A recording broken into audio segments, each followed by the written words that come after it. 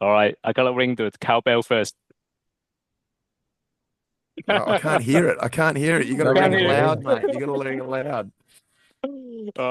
All right, awesome. Yeah, thanks, Tom. Thanks for joining the podcast. Finally, yeah, I've been so looking forward to chatting with you. Obviously, I mean, a lot of people know about you. You've been in the endurance running world for quite some time now. Obviously, a lot of big achievement.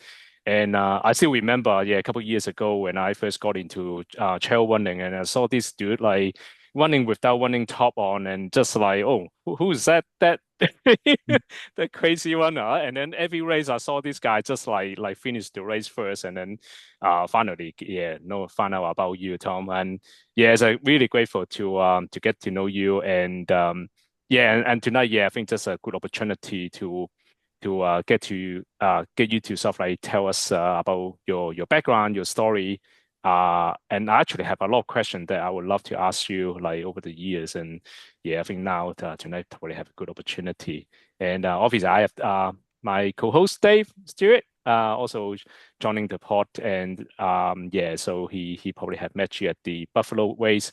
Yeah, Well, actually, so Kelvin, the first time I met Thomas was at the roller coaster in ah 2023. And I also met this young lad who was running without his shirt on. And I think on the microphone, I may have made some, excuse me, some inappropriate comments about that. But anyway, so it must be that's part of the brand. It's part of the Thomas Day brand. So, mate, it's so good to have you on, and can't wait to hear more about your story. Oh, thanks for having me on, guys. yeah. So kick it off, mate. Tell us, yeah, tell us the background. How'd you get into it? Well, it can kind of be a long story. That's Yeah, we okay. have But time. Go for it. We have time. if I start blabbering, just pull me off. No, good. No problem. Well, I kind of running for me would have started really when I was like 12, 13. I was like a larger kid, kind of chubby, and when I was younger, so I actually sucked at running and was a swimmer. But whenever I did school cross country, I'd always make sure that I had to run the whole thing. I couldn't walk anything, even though I absolutely sucked and would come really last every time. But so I was more of a swimmer. But then kind of as I got into my teens and later on, I started to just, as you do, like thin out and grow. And um, also kind of when I got to about 14, 15, kind of developed anorexia at the same time I was starting to run more and I was starting to become decent at running and starting to do kind of well at cross country at school. Um, then I was hospitalized for a month when I was 15, 14, and kind of yeah, with like anorexia. And after once I got out, I actually started to get quite good at cross country simultaneously. And but the pressure and stuff and expectations started to put on myself at that age.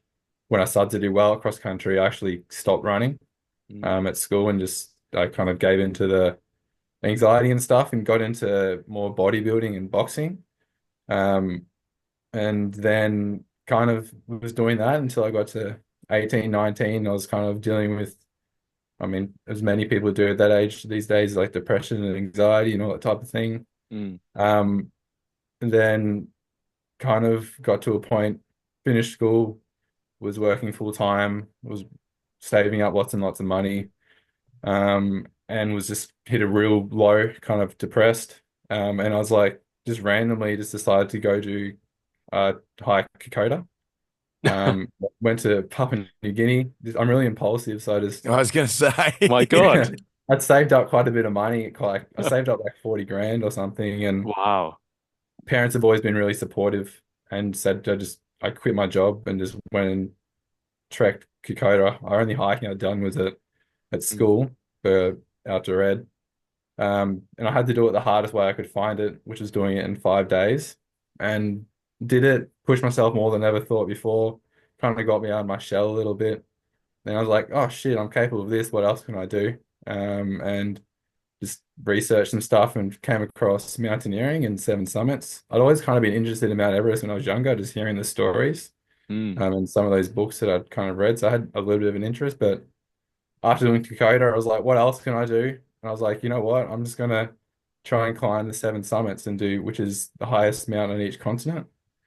So using the 40 grand I saved, I within a year I went to Russia and climbed the highest mountain in Russia, Oh, which is Mount Elbrus, and then went to Africa and did Kilimanjaro, and then a year later went to Argentina, so it's the highest one in South America, and climbed Aconcagua, and then I ran out of money. Got Because home, the 40 grand still got you a long way, man. it got yeah, me that's pretty what I want to far. say. And then from there, I was like, I love the summit days and having to push myself really hard on mountaineering. It's one of the things you'd be on the mountain for a couple of weeks, but I just love that grind of the summit day. I Mm, was like, what can I do home that's kind of similar? I'd been doing a little bit of triathlons at that time as well, and so I had been running a little bit. And I was like, oh, I do a marathon. So I started Googling marathons I could do, and then found out that there's distances further than the marathon. And I found the Surf Coast Century 100K, or just online randomly. And then this was like August, Surf Coast Century was in yep, September. yep. And I was like, well, I can't do the marathon now because there's further distances and I need to do the hardest thing I can find. So I signed up for Surf Coast Century. Um, the furthest I'd run at that point was 10K. So I was like, I should probably run a half marathon if I'm doing this in 6 weeks. Um, so I did that, ran a half marathon and did a few 40 to 50K weeks. Yep. Um, and then got to the line of the Surf Coast Century, did the 100 in I think it was like 12 hours and a bit. I just struggled through. I went out thinking I'd do it in I didn't look at the course record because I thought I'd do it in like 7 hours. Um, 100K, you mean? yeah, I thought I could maintain the 20K pace Space, yeah, yeah. for 100K. I had no idea what I was doing. It's Mm. funny looking at the photos as well. I had like an old backpack on. So what year was this? This was 2019. Right. Okay. Um, I even thought I was like, oh, I'm not going to need my water, so I had like a metal flask that was in the back of my backpack. I thought I'd never have to touch, which obviously I had to get out eventually.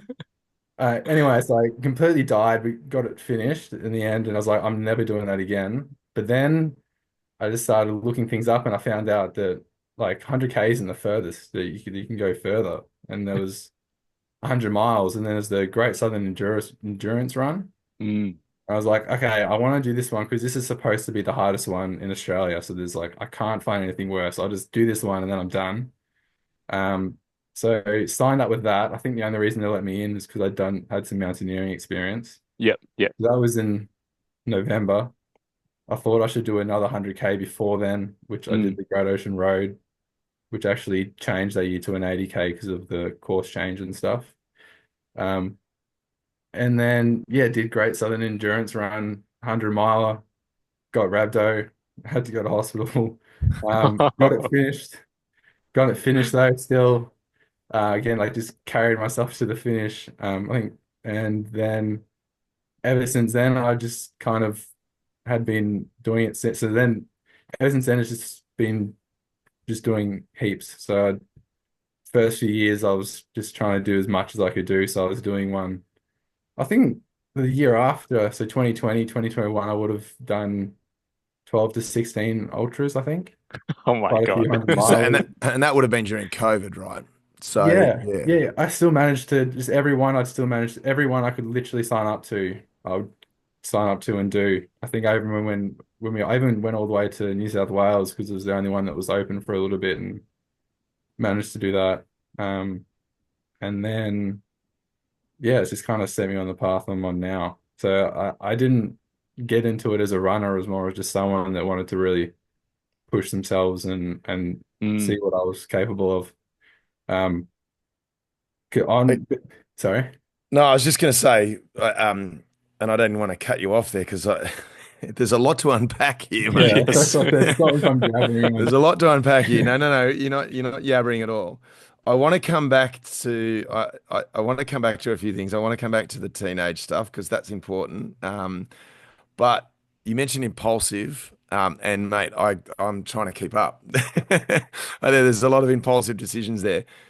The the seven summits. I know many people that have completed that, and they've completed the seven. So where are you at on that? How many? What have you got to go? And is that still a quest? It still is. I've done four. So I did Mm. Europe, so which is Mount Elbrus, South America, which is Aconcagua, Africa, Townsend, Mount Kilimanjaro, and then Kosciuszko in Australia. There's people that argue there's eight because you've got like Australia as a continent, or is it Australasia? If it's Or Australia, Oceania, yeah, if yeah, it's Oceania, then it's one in Indonesia, Carsten's Pyramid. yeah. I That's the haven't one. done that one. But I also haven't done Everest for Asia. I haven't done Denali in North America, and I haven't done Mount Vincent and Vincent Massif in Antarctica. So it is still a goal. It's still something I really want to do, but obviously they're the more expensive Sure. mountains. You probably Yeah, need 400K to go Yeah. there. yeah, Um. yeah. So with and again, I've known some people that have completed that, and I've known some complete because I've worked in that circles Mm. previously. But and I mean the training, it's not something that you just pick up an ice axe and go. So when you talk about impulsive here, like I mean, these are incredible feats. I mean, yes, Kosciuszko back in the 60s, you could drive a car to the top. So it's a bit different. And of course, and now we have trail running events which go to the top, which is awesome. And there's a couple of trail running events that you should come and do if you haven't done them already, and you can run to the top of Kosciuszko. Yeah. But I mean, yeah, you can't just No, put the crampons on and off you trot up an ice wall. So how did you get around that to be able to just, and it's the same with your Kokoda journey. I mean, it sounds like there was Mm. no prep. That was just like, Yeah. here's my idea, off I go. yeah. I guess I am impulsive, but I'm also quite I do my research before. Mm.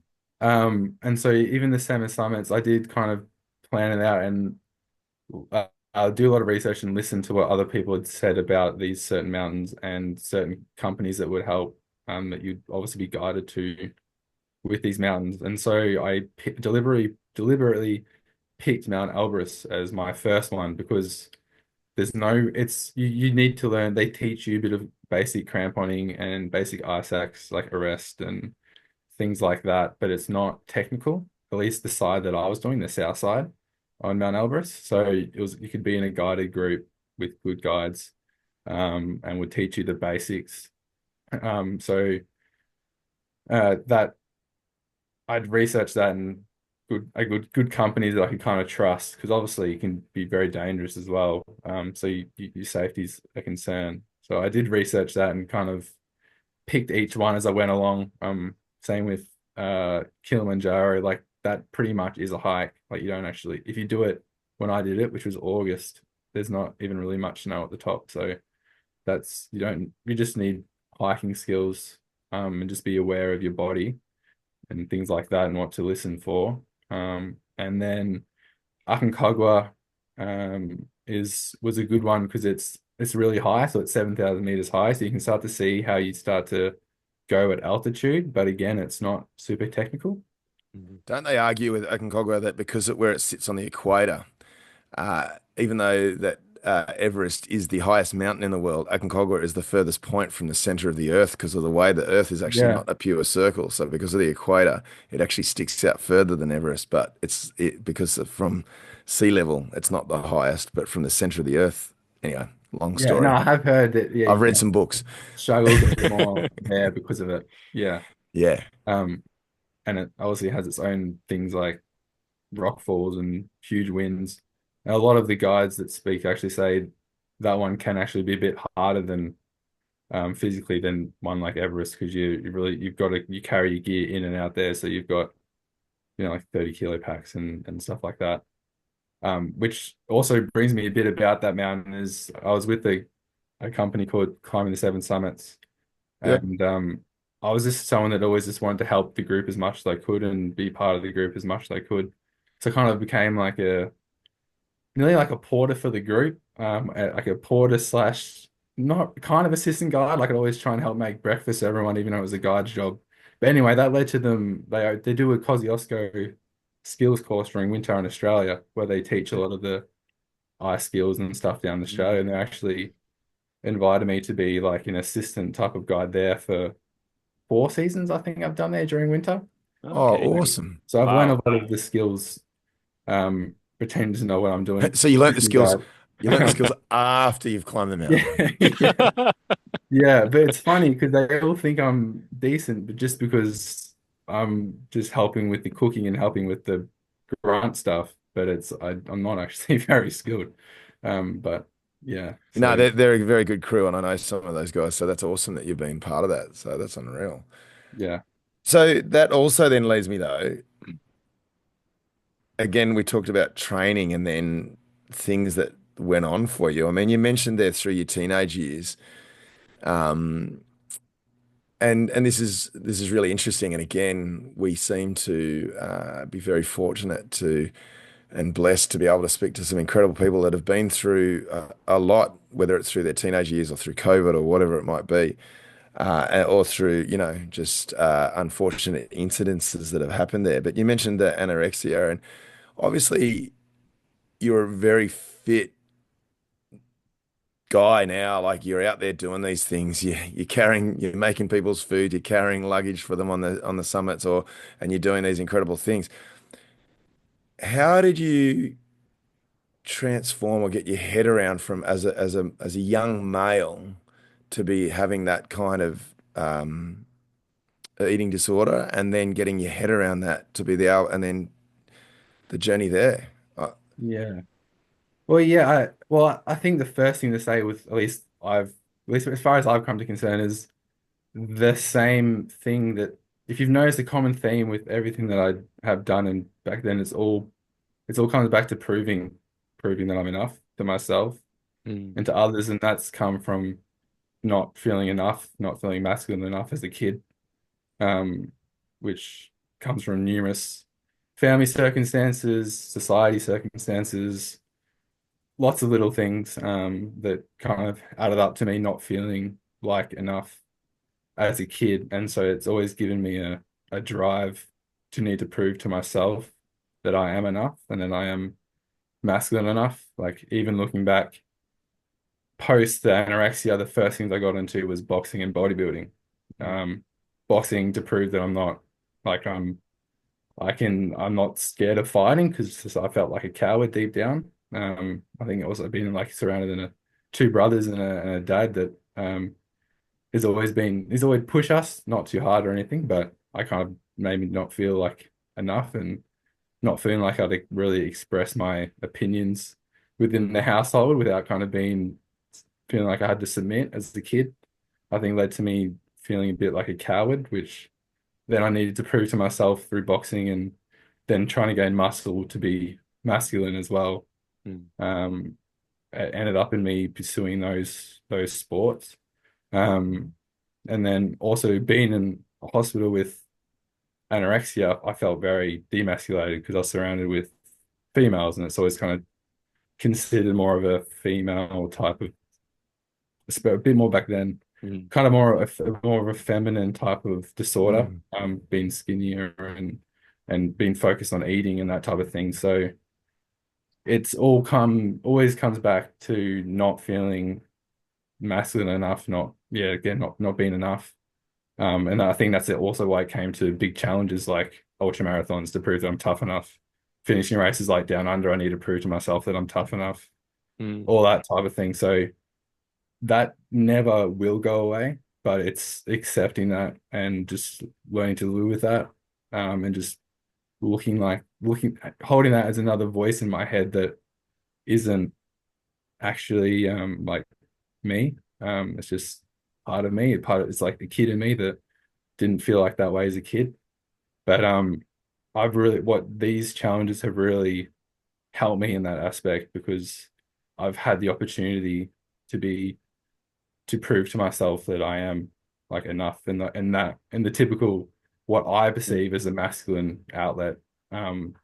And I've also been in the privileged position where I've been able to do that in pretty safe environments and supportive environments as well. It's like really like it's not like I have to do it like, the men hundreds of years ago that would have went to war, and that's they're proving a man, or it's I haven't had to look after a kid or anything yet where that stuff might come up, but I've been able to do it in safe, reasonably safe environments. So like kind of that's how I'm being very self-aware about it is what's helping me get through that now. I think that's what the question you're asking me. No, mate, it's bang on, That's and really good. Yeah.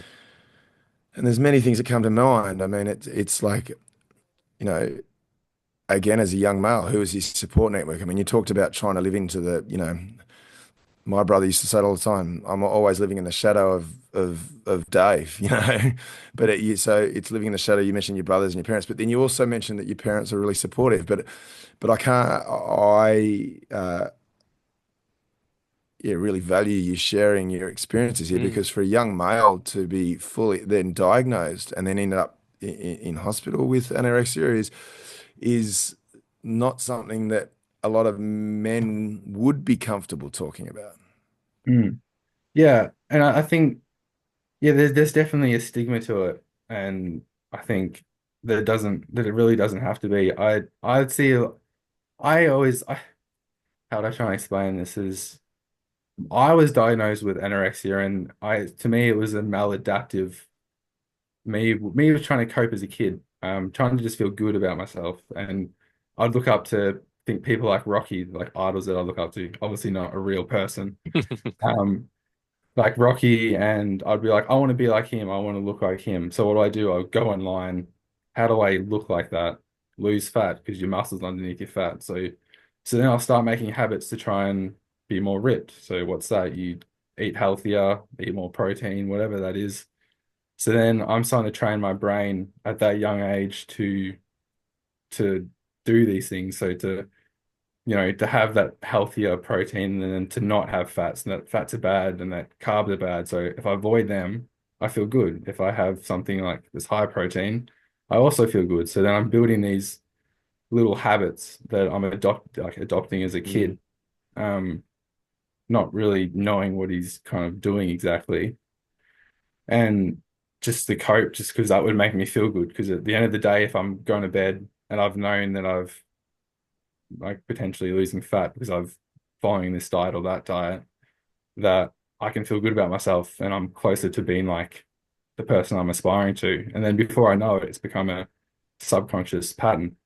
And I'm just, mm, like I still to this day, I feel good if I skip a meal. I feel good if I have less than I know I should. Those pathways, like in my brain, I'm guessing it's dopamine or whatever it is, I'm feeling good. But I have to recognize that they're not the right like that it's a pathway that I shouldn't be listening to, and that's just come from like self-awareness. But bringing it back to everyone is I think we can all kind of create certain patterns and maladaptions as young boys, young girls, whoever you are, that are helping us get through the rough times when we're younger because we don't have the skills yet to know how to cope or haven't been taught how to mm, cope, so we're trying to create them ourselves, and then we carry them on and they will come out as something like OCD. Like someone with OCD might feel good um, ordering pens a certain way. That's making them feel good. That's making them feel in control.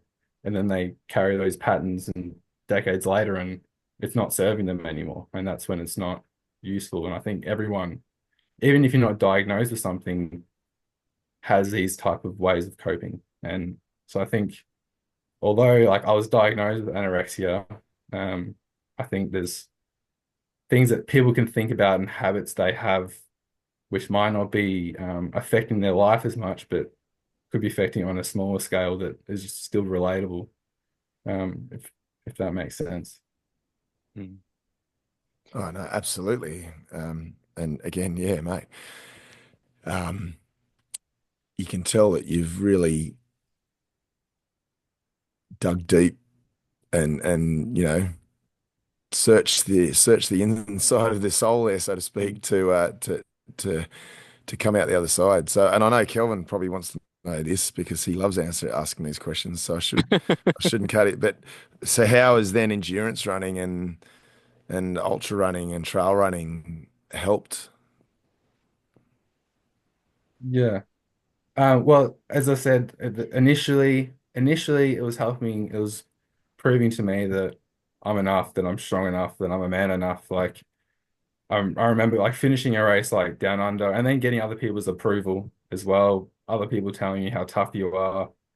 Like that helps build confidence. And there's also part of my brain that knows that despite what other people say, I'm all that self-achievement. Like, yeah, like if I'm out for 2 nights on end, hardly sleeping, grinding through the night, not like being scared and if I'm getting through that, then I'm tough enough. So endurance running has given me an outlet, Mm, which is reasonably it's very supportive, reasonably safe. Like there's obviously some risks, but it's you're pretty safe. Where you can really find these limits and these boundaries and have opportunities to prove to yourself what you're capable of, and that's what builds self-esteem, which I think for me is being a big fan, someone that had no self-esteem, being younger, has given me that opportunity to have it. So that's where initially endurance running has been really helpful for me. Um, but is also kind of as I've gotten better at it and tried to be more competitive and take it more as an athlete, has been actually quite a hard rotation out of because it used to be about that, but I've done that plenty now and I know that what I'm capable of and who I am. So kind of trying to treat it more like performance now. mm, It's actually more for enjoyment. And because I have the privilege to be able to do these crazy things, that have the energy to want to run 100K or whatever it is. So now it's really just because it's a passion and that I'm in such a like privileged pace where I get to pursue a passion. So And how uh, how did you feel the difference, Tom? Like so, obviously, I mean, some of the early race that you have achieved good results, like you get that feeling that like being recognized, like you feel good, like right, compared to what you are right now. Like so, I just want to know, like what is the difference? Like do you still similar feeling, or now it's you feel even better, yeah, or it's yeah. I feel a lot better now. When I Ah. first got into it, honestly, I kind of relate to it as a drug addict. As I said, like I remember there was a year where I think I did Buffalo Stampede Ultra Grand Slam, and then I Alpine Challenge a couple of weeks later. Then I did Down Under. Then I did I think another 100 mile, and then a 50. Like, and it was because I was chasing that high, and I had to keep proving to myself that it was good enough. And Mm, I'd also have these huge lows that I'd also get with them just because my body and stuff was just so fatigued. Like emotional lows. My body always held up, but my brain and stuff didn't. mm, Um, so I'd feel great after doing them and things like that. And I was building up that self-esteem, but it was only like it wasn't clean. I didn't feel like a clean mm, way of going about it. And whereas now it's and it was actually quite hard to get away from that because again I was kind of like a drug addict. Then it's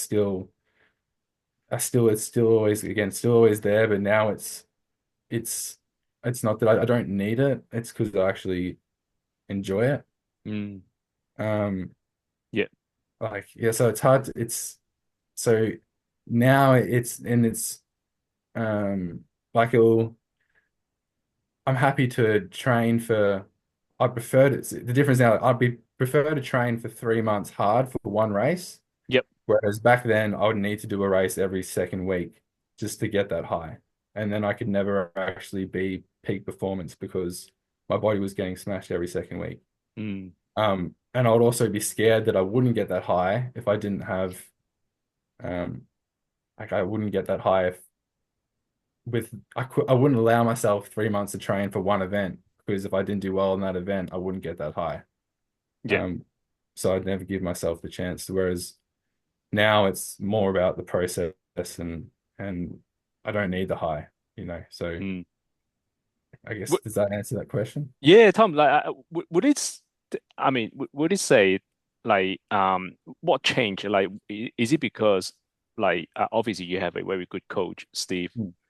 from Weapon. Do you think that that sort of like a turning point and Yeah. how he sort of like helped you um pursuing different type of high, like I would say? Yeah. No, Yeah, yeah. or was it that you started actually going, Yeah. actually, Was you were getting the high, but then was it like, actually, I'm pretty good at this, and you can see by your results sheet here, which I'm looking at, like that you go, actually, maybe I need to take a different approach. Mm, combination of things. So uh Steve was a bit impact, but the a big one was when I finished my 200 mile, the unreasonable beliefs. mm, Um, I didn't after finishing that race, I didn't want to go any further. Like I knew I could just keep going. Like I could do a 300 mile or a 400 mile. Like what am I doing?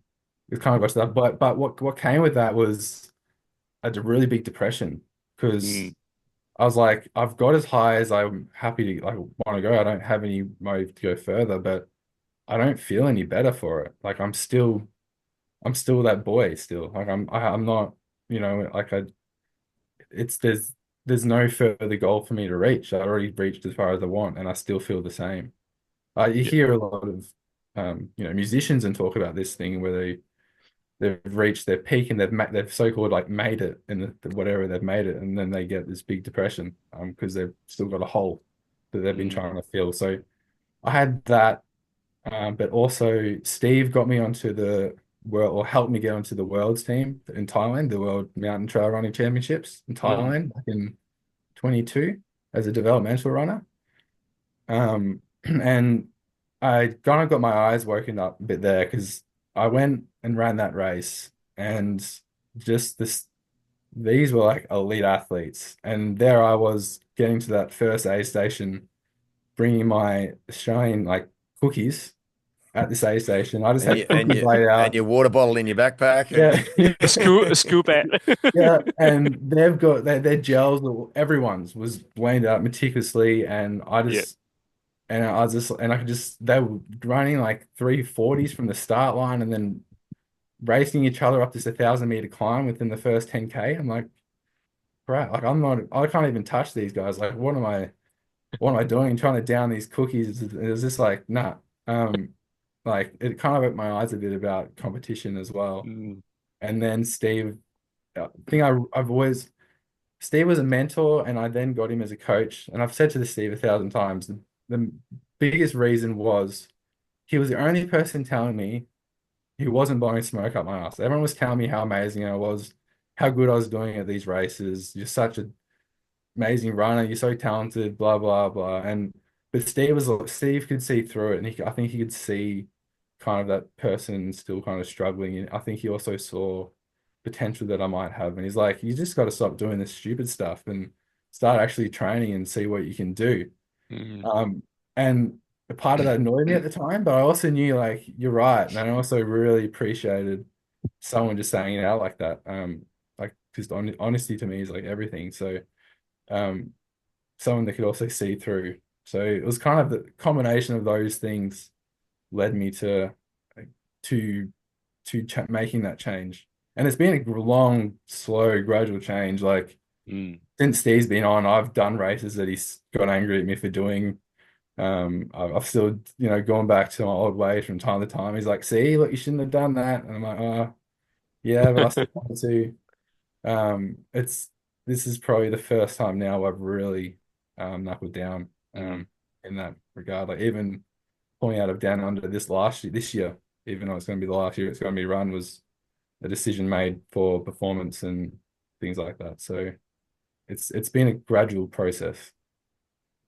yeah. I think definitely I can also see the difference as well, right, Tom? Like I think, I mean, in the past, like you would just enter race after race, and right now, I mean, like you said before, like I mean, you will never see Tom pull out from a good race, and you pull out from down under, like it was I was actually surprised, like, but I think you made a good call, to be honest. Like, I think you really show that, like, now you have the mental discipline to really control, um, Mm. I guess the other side of Tom, I mean, Yeah. halfway to a elite, kind of like normal elite runner, like elite athlete, like rather than just going that versus cycle, and yeah, I think definitely, yeah, But it's still the other thing is as well though, is like that part of me is always still gonna be so I'm still trying to find that balance. I still kind of feel like my soul is still with those hard, tough mm, races. Even with the seven summits and like the swimming ultra marathons, there's still all these big swims I want to do and like that I just love pushing myself and getting that opportunity to push myself. So it's always gonna be part of me. But with where I want to get to now and where I think I'm going to be challenged most is actually trying to go faster mm, and yeah, so it is a hard I think it's always going to be something I'm going to be trying to balance. mm. What about Tom? Like, what about I know, like, with Dan Under, I saw your post I think yesterday, and you mentioned that, like, even you don't race in down under, you still go there and uh as a volunteer, is that right? Like, Yeah, I'm going to yeah, help with some sleeping. yeah. Those like that race to me is and that is probably the most special race that and it always will be. Those the boys, the race directors, the volunteers, Mm, the community there is I can't even really put it to words. I think I also the first year I did it, I entered it just at a special time in my life. But it's just even there, even, this is like what really proved to me. Even the back and forth emails I had when I was going to withdraw and then I wasn't going to withdraw. Like they still only had my interests at heart, and yeah. the whole. It's just I can't really put to words Mm, how how much I appreciate those guys in that race. So yeah, the least thing I could do was kind of in the last year, like give back a bit, not necessarily have to race it myself, but give back to something that has been a mm, big part of me for the past 5 years. yeah. How many races have you done? Uh, I think Do you know? I think I've done 60 plus. I 60 know, plus. and it's 2019, I think. Because I mean, I'm looking at one page of your ITRA rating here, and I can see what's that? That's about 12. Yeah, Um, the one I use is there's one called like Ultra Running Statistics, and they have like every race, not yeah, just the right. ones that Itcher have backed. Yeah, right. Um, You, you and should you yeah. should be on all the race director VIP list, Oh, don't worry. Don't worry. I have intel and I've seen his name on there, so that's all right. So speaking of pushing yourself and pushing and like even though you say that you're trying to go faster and you are being a little bit more disciplined, um, off air, Kelvin and I just spoke about this, and we want to get the breakdown of this. We do want to hear a little bit about last week's run down there at Buffalo, but this is one that we need to just tick off because it was May last year, 2024. You went to Nepal and Yeah. competed in the Everest 135 mile extreme. So just to put that in perspective for people, 223 kilometers.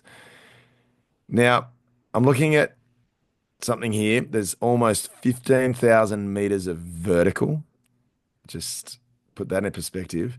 Now, is this true? It says, well, for one, you came sixth, the top 10. Phenomenal. Phenomenal. But it says your time was 120 to actually just shy of 123 hours. Is that correct? That is correct. And I also say I think there was only 9 people in it. So Right. Doesn't I doesn't would matter, love to mate. claim it. Don't I'll say claim it. just Tom. Doesn't But matter. gotta keep It it. doesn't matter. Um, Um, did nine people finish? there's a couple that didn't. Yeah. Anyway, so Um, it doesn't There you matter. go. Yeah. Take um, us to Nepal just over a year yeah. ago, and wow, Yeah, that was a trip. So that was a trip. Um I was first of all, it was really cool because I got flights and accommodation, all that stuff was paid for, which was amazing. The guys that I think Rapid Ascent had kind of Oh, cool. had a partnership with um the company over there and got a few runners from Australia to go over. I think it was Matt Crean and myself. Ended Yep. up getting picked because there was supposed to be a winner of one of their races, but they weren't able to go, so he got us over. And yeah, so yeah, that was 120 something hours. I that was definitely an experience. So about how much of it? I think about 80 Ks of that was above like 4,000 meters, like at altitude. Mm. Because you're running up to base camp and back as part of the loop you do, and you're running past three passes, which get to about 4.5 to 5,000 meters high, I think. Um, How are the checkpoints on that for 9 people, by the way? Checkpoints are amazing because they're all at they're all at Oh, I don't know if you've gone to Nepal, but they've got like their little villages and stuff along the yeah, way. So they've yeah. got I'm losing the names, cabins or lodges. So you've I know. got hikers and trekkers and mountaineers that are there, and they've got like little restaurants you can order like Yeah, wow. pizzas and stuff made from. So those places are amazing, actually. But yeah, I had a I I actually think I got pretty, not to sound dramatic, but I actually got pretty close to dying. I ended up getting pulmonary edema and bronchitis. Whoa. Because I wasn't able to acclimatize because Mm. since we were flying over, I couldn't afford to be there a week earlier to acclimatize. So obviously going from sea level to a few days, going to above 4,500 meters for 3 days, and then going to base camp and down. Um, I also there was one checkpoint would have been 140 Ks in or something. My like blood oxygen was down in the 20% for about 4 or 5 hours, and they wouldn't let me go until it went up to 40, which I was surprised they even let me keep going, but they did. Um, but I remember I they gave me this like onion soup that's supposed to help with the altitude. And also, I should know a lot better than this as someone that's supposed to be helping assistant guide with these things. Um, The onion soup. yeah, but yeah, you went to the base camp and back, and I had this onion soup, and I ended up. Are you allowed to swear? I might have already sworn. No, it doesn't matter. Go for it, whatever. Go I for it. shit myself. I shit myself at that aid station. Um, and run to the toilet there. The toilet is dripping just with water. I've got no pants or anything to get changed into. It's freezing. This is like freezing. I've completely stripped down naked in this bathroom trying to figure out what to do. Like, do I put on my dirty, shitty pants or do I We've all been there, mate. and I'm standing in no shoes, like in this wet floor.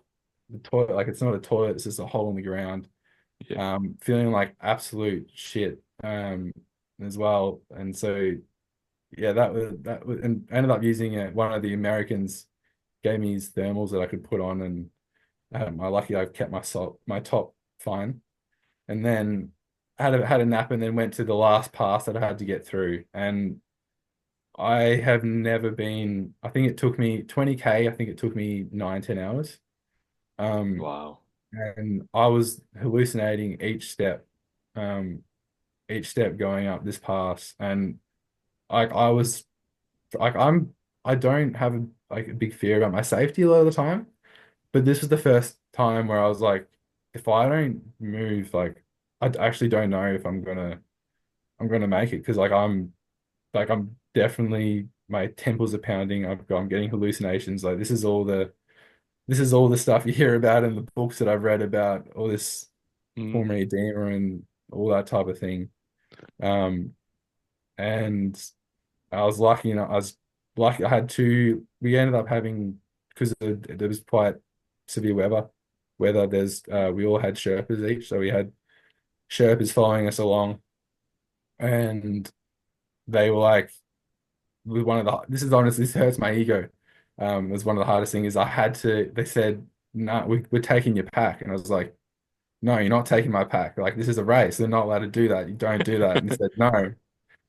But yeah, they eventually had given my pack to get to the top of the pass, and ended up getting down safely and finishing the race. But then as soon as I got into Lukla, which is the finish line, like my cough and stuff was horrible, and they took me, made me walk straight to the hospital, and was like, yeah, diagnosed with pulmonary edema and Wow.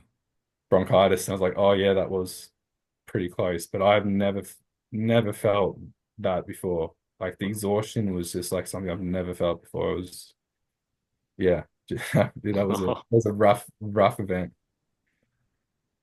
So, all jokes aside, I mean, positions and times, don't really matter at the end of the day because this is, and we've already touched on it. This is physically pushing your body and yourself mentally to the limits here.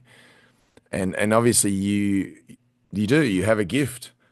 You obviously have a gift. There's some wiring up there between the eyes that you have a gift in being able to push your body, and obviously that's almost taking it to the brink there. But um, is it because of your resolve and everything that you've been through now that you think this is you're able to conquer these things, or is it, or are you making it up as you go along? Yeah, I think I've tried to figure this out. I think it's a combination of things, kind of with my kind of personality and how my brain's wired. I'm super optimistic with everything.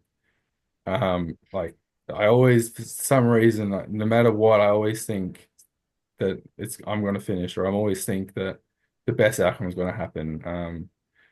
Like I always think, yeah, I just this is like a knowing that this is going to work out. Not to go too much in detail about like my own story, but also with Mm, me when I met Mia and she had a struggles with anorexia and she's getting a lot better. But I have this optimism like we're going to work through this and it's going to be like we're going to have bad times and stuff, but you're going to get there. There's just this belief, and I have that with absolutely everything. So when I do these races, there's just no doubt that I'm going to get to that finish. Like that's one of the things. I think the other thing is, I really this might not sound like it is suitable, but I think it really is I really care about other people. So mm, during these races and these things, I'll come up to aid stations or people on the track or wherever, and no matter how much I'm struggling, I feel the need to be like, "How are you doing? Are you okay?" And it actually distracts me from my own stuff at the time, and then I just forget for a second that I'm not feeling great, and I just kind of do that without thinking. So I think there's like those two things, and then again that I think it's always going to be there. There's always a part of me that always needs to prove to myself that like I'm enough. So I've also kind of got that pushing me forward. So I feel like I've got mm, something pushing me, something pulling me, and then I've also got thinking about kind of other people at the same time.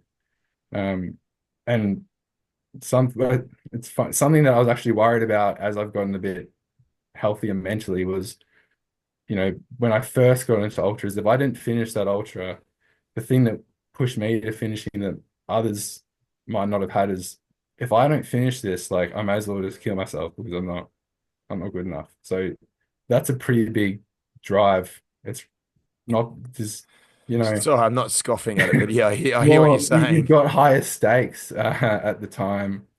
And then, yeah, I think I've just kind of had, yeah, a few things that have, yeah, pushed me forward, which has helped me kind of, yeah, a concoction of things that has made it easier for me to finish than maybe others, like because of the mental side of things. Well, Tom, mm. it's all pretty damn admirable if you ask me. And well, again, here we are. Not trying to wrap things up, but I do want to touch on uh, your race last week because Mm, for me, um, going back and even Kelvin touched on it there before about meeting you in a previous race, and I saw you there at roller coaster a couple of years ago. Uh, you and me obviously went to Bright with a goal in mind, and both of you individually, because you were running separate races, of course, but you both went with a goal in mind, and you had an incredible race. You came away with second there in the 100 behind Michael Dunstan. Uh, Give us a little rundown on your day. Give us a little rundown on what it meant to be back at Buffalo, because in 24 you DNF, not to rub it in, Mm. but you DNF there, so obviously there was some redemption. Yeah. Yeah, I've had an interesting run with Buffalo. The first time I entered was a Grand Slam. Back when it was 75K, finished the 75K, then the medics withdrew me because my toe got infected and sent me to hospital, so I couldn't do the marathon the day after. Came back the year, did the Ultra Grand Slam, managed to win all round. Came back the year later, was just going to do the 100, ended up doing the Ultra Grand Slam, but ended up DNFing. This is the one you're talking about. And yeah, then coming back this year, just doing the 100.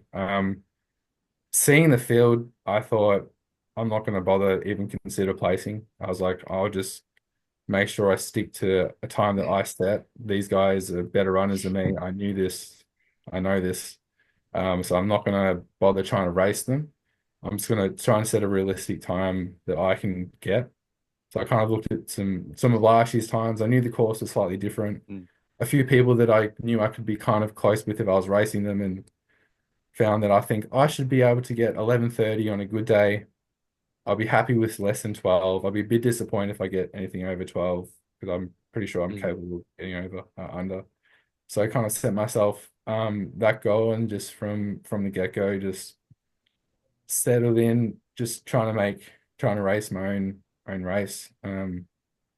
And it I did that from the start, and because of amazing crewing, able to get the gels and the honey boost at each aid station just to keep me going and keep me consistent.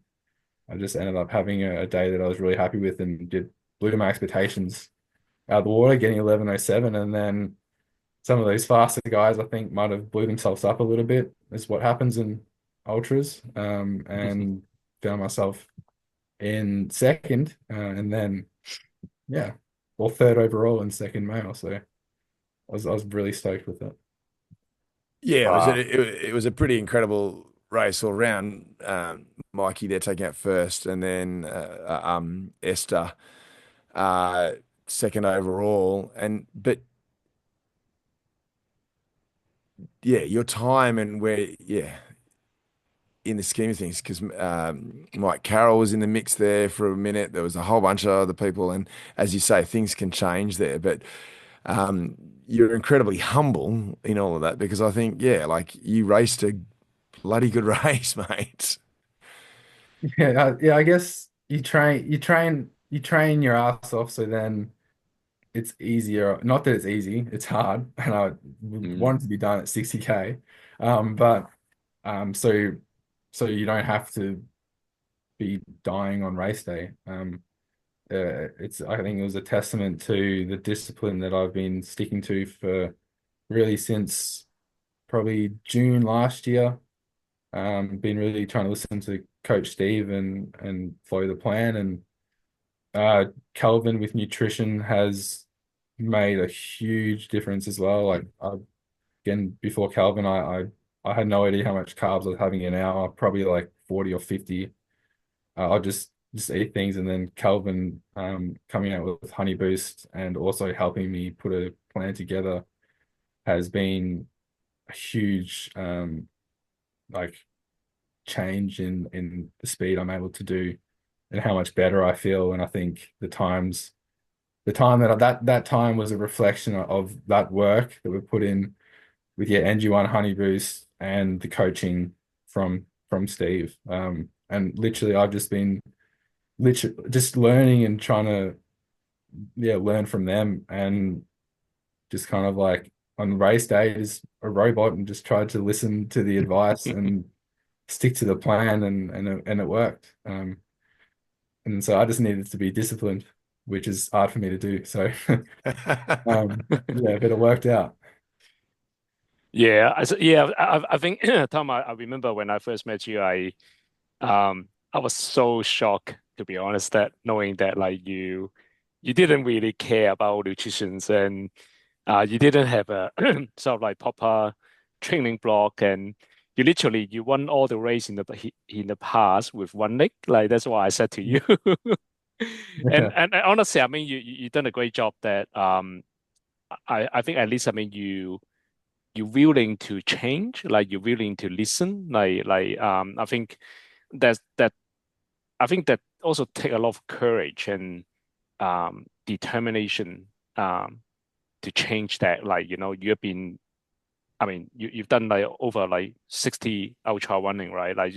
I think if you ask other endurance runner, like they will say, "Oh, I pretty much don't know what to do. Like you guys don't need to tell me, right?" But you're still willing, like you're really humble and willing to listen. I'm super grateful for that as well. I think, and a lot of time when I saw your post, like you're always very grateful. I think which is quite fascinating to be honest, Tom. I think that's why a lot of people would love to by your side and help support you. Like I think, and just to see you. I mean, you still have so much potential. To me, I think you're just the beginning. Yeah. So I'm really hoping that, like, I'm pretty confident that, like, I think you're gonna have a lot of, I think we call it, what do we call it, Dave? Cowbell moment, right? Yeah. So Dave, not Dave, I mean Tom. That's all right. Yeah, I think you probably have listened to some of our podcasts, and I think like Dave's always said, like we can go on for another 3 hours. I mean, there's still so much story we want to hear from you, Tom. But what we would love you to tell us is what is your cowbell moment, Tom? Like over the last 5, 6 years of ultra running, like what is the best like cowbell moment that when you look back and say, wow, that is the moment that like I would never forget. You, it might sound a bit corny. Yeah, for me, it was actually again, it was finishing down under that first time Yeah. and seeing my dad shed a tear of being proud of what I'd done. Mm, Um, it was like the first time I'd seen him see like any emotion at all. Like he's always, I'd never seen any real emotion like that, and um, just yeah, I think that it wasn't even kind of what I'd done or anything. It was just seeing that. So I think mm. honestly, for me, it's those moments. And I think yeah, for me, that probably would be in my cowbell moment.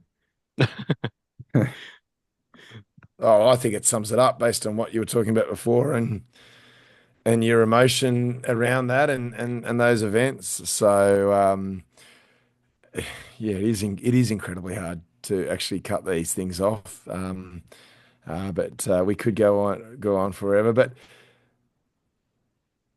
Thomas, I think you are worth it, and it's not an easy thing to say that and to hear that when someone tells you that. But we all have self-doubt for sure, and we've all had moments of that in our lives. And even now in the world that we live in, there's lots of self-doubt and things like that. But mate, you've proved it time over Mm. and time again. So I think you are worth it. Yeah. I think we all think Oh, Mm. that's you are the worth it. that's the thing. Everyone, I think, how I feel, I think everyone feels to some degree, and that everyone's worth it. I think that's I think it's such a big thing with mental health these days. It makes you feel alone, but I think we all feel so similar, and just sharing that, I think, is huge. So, And I love what you touched on Mm. before about how you care, Mm. because that's really important. Yes, 'Cause I think today a lot of people say I don't care, mm, but mm, um, and it's very tempting to share my own story, something about my own story here, but I won't. But it's so it it it it gives me goosebumps and it makes me feel very warm and fuzzy inside when you mentioned that before because hearing you say that, that is true testament of the person and the individual that you are. And this is good. We're very fortunate at Cowbell and all these races and events we do with through trail running or ultra that they are good people. You are mm. all, everyone is incredibly good people. My final take out is here. Where does the tank come from? You know, you know what? That actually. that actually comes from my Thomas the ex. Tank Dade, by the That way. actually that actually came from my ex. He, he, Okay. That's why he hasn't changed his website, Kelvin. That's why he hasn't changed Ah, it. okay. uh, and just because I've got a huge thing with honesty, I felt like just because we're not a thing anymore, I can't just change it. So I kept it. Yeah. But yeah, that's where that came from. But obviously, she got it from Thomas the Tank Engine, and that also I think she got a bit more because in the ultra running scene, I might not look as much as like a runner as maybe the other runners, because I go to gym and stuff. I've got a bit more muscle, so she kind of intertwined them, I think, and that made them come up. Well, thank you, Tom. Thank you. Thank you so much, Tom. Guys, Nice chat. All right. cheers. Take it.